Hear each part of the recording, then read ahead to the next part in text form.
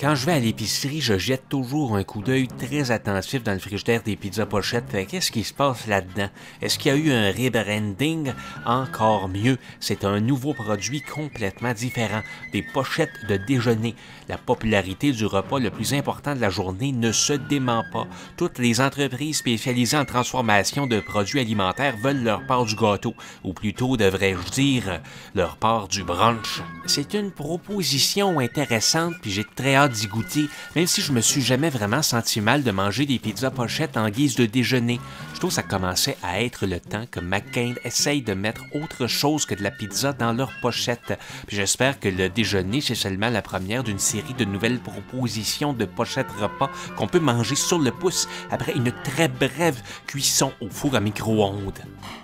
Sur la boîte, c'est écrit que ça prend 90 secondes de micro-ondes pour faire cuire une pochette de déjeuner. 90 secondes, quand on convertit ça en minutes, ça donne 1 minute et demie. Ce qui peut sembler très court comme durée pour se faire cuire un déjeuner à base d'œufs et de fromage, mais quand on reste là sans bouger à regarder la pochette tourner dans le four à micro-ondes, ça donne presque un avant-goût de l'éternité. Le temps ne me paraît jamais plus long qu'en regardant la puissance de l'appareil agir sur les molécules d'eau contenues dans l'aliment. Pour une pochette de déjeuner, il me semble que c'est encore pire. J'ai l'impression d'être en train de faire cuire une roche. Il n'y a rien qui bouge pendant au moins les 40 premières secondes de la cuisson. Toutefois, il ne faut pas perdre espoir, tout a été bien pensé et calculé par les ingénieurs alimentaires de McCain. La chaleur finit bel et bien par faire se gonfler la pochette. Il y a quelque chose qui se passe à l'intérieur de ça.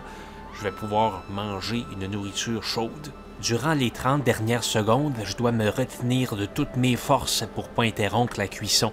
Parce que souvent, 10 ou 15 secondes de plus ou de moins, ça change pas grand-chose. Même que des fois, c'est mieux parce que c'est un peu moins explosé. Sauf que si j'ai mis ça 90 secondes, je m'impose d'attendre. C'est un exercice de patience qui me permet d'acquérir les bases de la vertu stoïcienne. Ça va me servir dans toutes les sphères de ma vie, pas seulement devant le micro-ondes. Mais c'est ici que ça commence. Dans un même ordre d'idée, j'ai modifié mon micro-ondes pour qu'il fasse 9 bips au lieu de 4. C'est plus sécuritaire, mais aussi c'est surtout très bon pour la patience.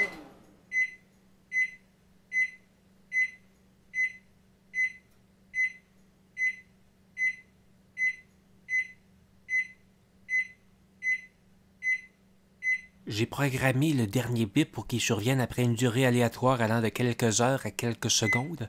Je pense que je préfère quelques secondes, même si c'est moins bon pour mon stoïcisme.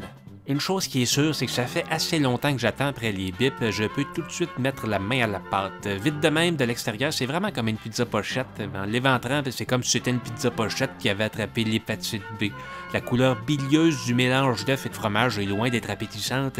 Puis le bacon, où c'est qu'il y a le bacon? Il s'est probablement dissous dans le mélange, comme le lard dans les Bin Clarks. Toujours un peu décevant de voir ça.